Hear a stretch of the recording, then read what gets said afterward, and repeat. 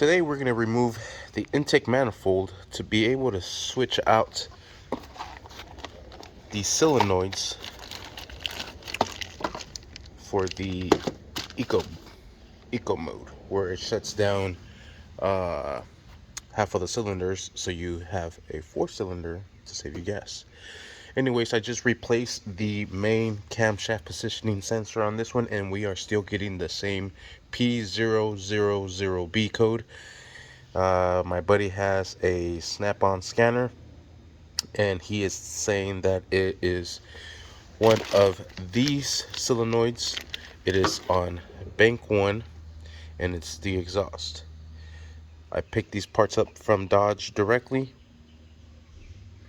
The solenoid as the timing solenoid as well, because these engines, anything Fiat, Chrysler, Dodge, Jeep, they are very particular about their parts. They love Mopar, so that's why we have to get OEM parts. Anyways, that camshaft positioning sensor did not fix that P000B, so we're going to replace these. These have a total of 4 of them. We know it is on bank 1. I went to the Dodge dealership and they could not specify which one is the one for the exhaust on bank 1, but they did suggest, since I know it is bank 1, replace both. Each sensor is like 84 to 95 bucks. I was trying to replace just one, but I'll replace the whole bank. Anyways, let's get right to it. First thing we're going to do is remove these covers from here. Second thing we're going to do is disconnect all these pigtails here. The one for the throttle body as well. There is a safety little tab there. Then you press that in and out it is. Next, what we're going to do is remove this intake little tubing here. What we're also going to do is pull this vacuum line out, unpin it from here. Just be careful not to break this plastic. We're going to undo the fuel rail, press in these 2 tabs.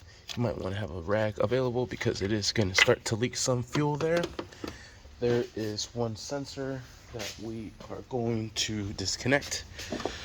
Throw a rag over there, right here. Alright, now we have all these fuel injectors we have to disconnect. There is a safety tab there. So once you release that safety tab and you press it in, they get disconnected. So let's do the same thing to these 4, and then the other 4 on this side. You could use a little pick or a flathead to lift these up. Just be careful. There it is. Then press this in, and so forth. Alright, we're going to use an 8mm to loosen the piping up here and right here. And we could try to work this out like so. Get this out. Just be careful with it. Or you could just wait till we loosen up the intake manifold. Alright, and there it is removed. We'll just set that over to the side. Next, what we're going to do is, using the same 8mm, that's why I have these extensions on here, we're going to loosen up the intake manifold. There is a total of 8 bolts, 4 on each side. Let's start breaking these loose. I do have new gaskets as well, so let's get to it. Alright, and I like to bring these up, and some of them lock into place like that one. Some of them pull out, see, just like this one. Alright, so now everything is loose. Forgot this connection here. Now everything is loose.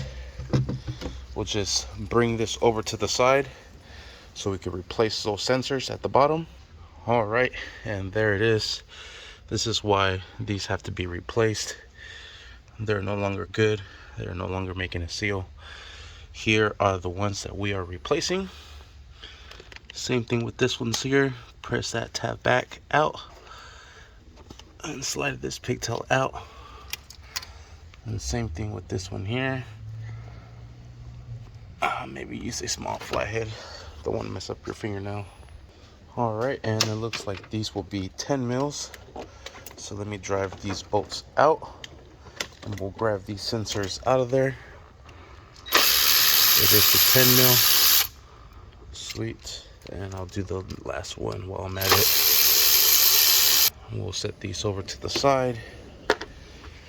And we'll pull out each solenoid. There's the one I just replaced. You can tell how shiny it is. And just wiggle this sucker back and forth and pull up. Oh man, sucker is in there. All right, and I use some pliers to get it out of there. There it is. Still looks pretty good. Oh well, trash you go. Let's check out this other one.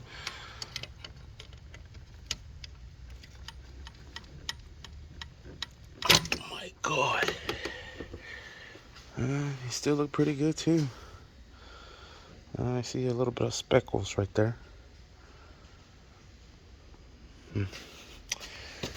Well, like I said, here are the replacement part numbers. They are all the same part. So let's slap this suckers into place. First, what I am going to do is I'm going to clean the surface out. I think I found the problem. There's shit in there. Oh, does this one look? Oh, I can't tell. Clean that sucker out. Slow response. That's probably what it was. I don't know, but here are the new ones.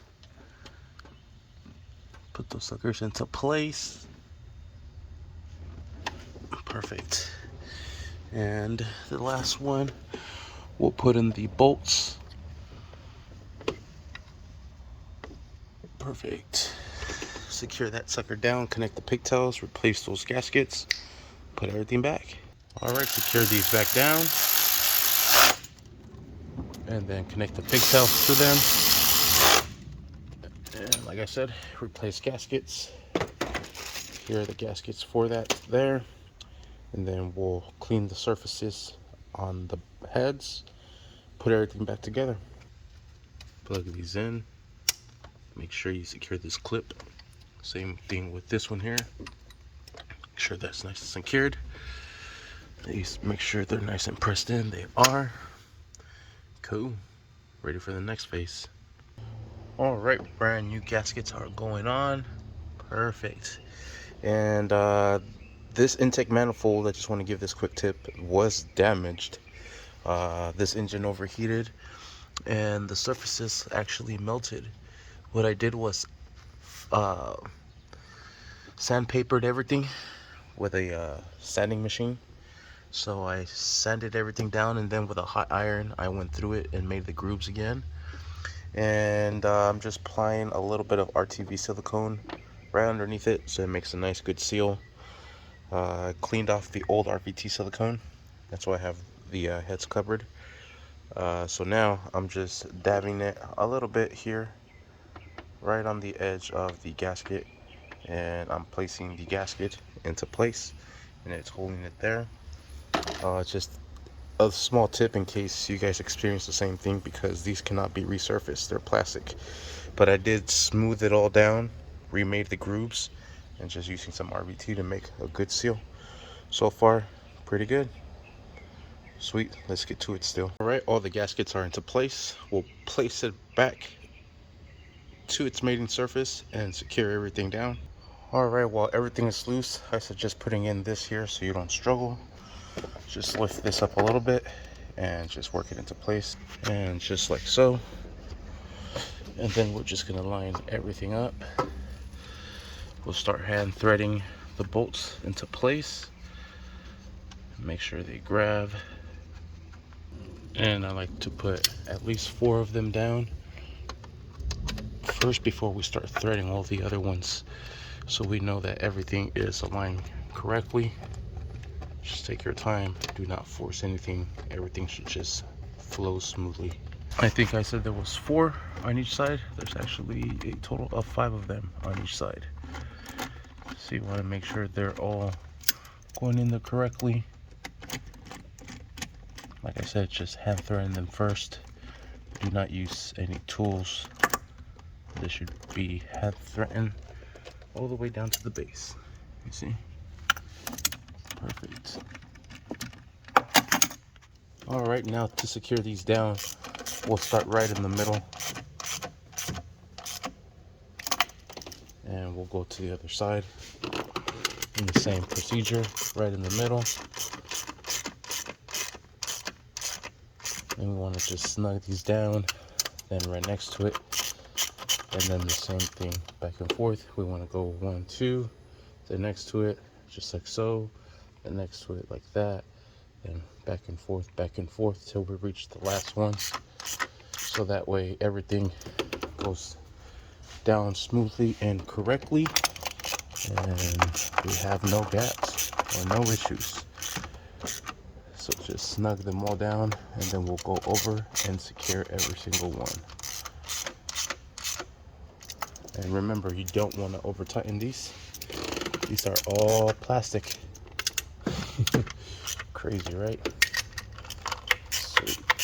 Alright, and then just go over all of them and make sure they're nice and snug. I can still turn them, but they're to that point where like, okay, I think that's enough. You know what I mean? Alright, and while we're at it, let's connect all our sensors back into place. The throttle body, the intake air temperature, and since we're using that same 8mm right now, we'll secure this intake piping here. Just trying to connect the sensor into place, and there it goes, and secure that down. And we want to secure this down as well using the same 8mm. We'll tie this down, and we'll tie the one that's closer to the throttle body. This one here. Alright, let's connect our pipe right here. Let's connect our fuel injectors back into place, and then we'll secure this little tab there. Oh man, come on, injector. There it is. And there is a total of 8 of these here. So just make sure they press in and secure that locking tab. Sweet. And since we're on this side, let's connect our vacuum line here, down into here. This comes here, snaps into place there. We'll grab our fuel line. There it is. Just line up this little bracket there with the holes that are on the connector there. Come on now. Slide it into place, lock it down, and same thing for the other side with the injectors. And then there's a pigtail here as well. We have to connect back there, and the other injectors. Sweet, and we are ready to fire this thing up. Just give it a try. Let's put these covers back into place so we don't have to mess with it anymore. Let's remove all our tools from the engine bay and this side as well. And now our engine looks complete. Sweet, let's fire it up. Hopefully that's the end of this. Sweet, fire it up like nothing. Thank you for watching. Please like and subscribe.